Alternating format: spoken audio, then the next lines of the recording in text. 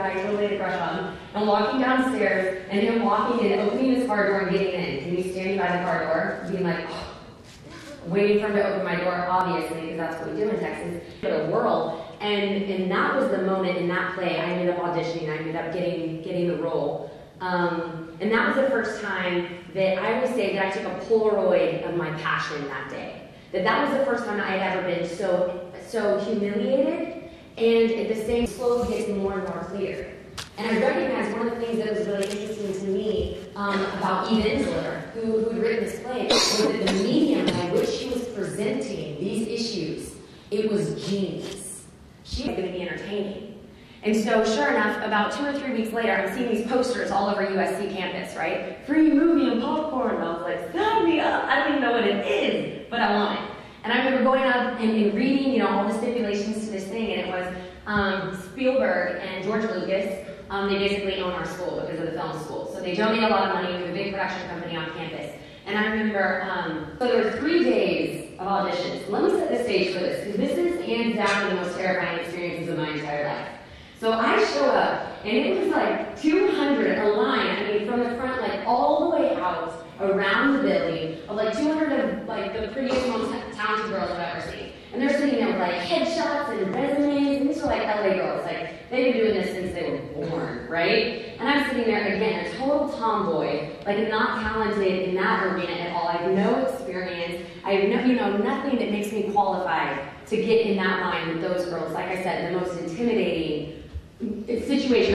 So for 2.5 days, I just drove back and forth, and I remember people being like, there's that sketchy car game. Like I could hear, you know what I mean? They're like, just far enough where I was like, oh man. So finally, I remember parking the car, giving myself this pep talk, and I was like, come on, Jones, get out there. Like, they're talking to themselves, and I'm just like, oh, this is a terrible idea. So I finally get to the front, and they're like, Alexis Jones, which is always intimidating when you hear like your first and last name. You know, it's either your principal or your mom, and either way you're in trouble. And I was like, yeah. And they're like, okay, go on in. And I was like, okay. And it's a long-winded answer, so a very easy question. I was like, give me one word, lady, what are you saying? If I would like to ask a question of you ladies. We were talking about before of, you know, you trying to like create this bar and stuff. And so I guess I'm curious, what are some of the challenges that you found? Don't be shy now. We were just like chatting it up. First coming up with the idea, because they gave us requirements and everything, but we were pretty free rein on different things. Like we tried pop rocks. Nice. I love you some pop rocks. Yeah.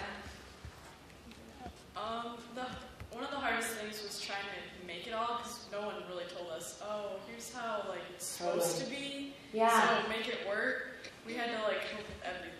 Definitely. I think that's a really interesting thing when she speaks to this idea of like not knowing how, because I think that is going to be one of your biggest challenges, especially as innovators and as entrepreneurs, is that means that there's no roadmap.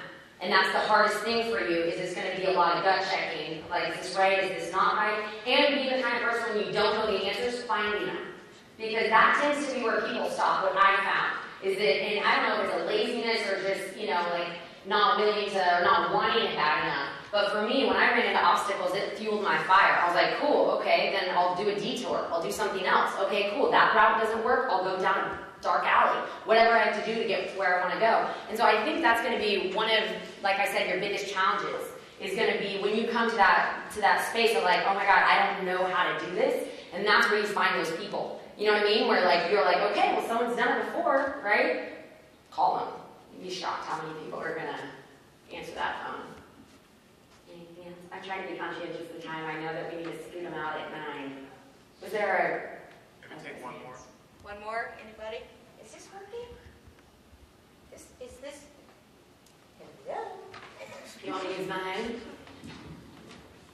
Hello? Now is it working? Oh yeah, hi. Any other comments, questions, ideas? Chat it up. You rock, baby. Thanks. Thank you so much. Thank you so much.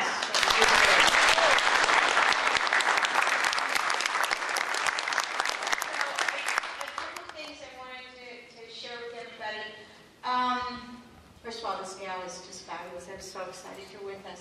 Second thing, I want to make sure that all of you guys put your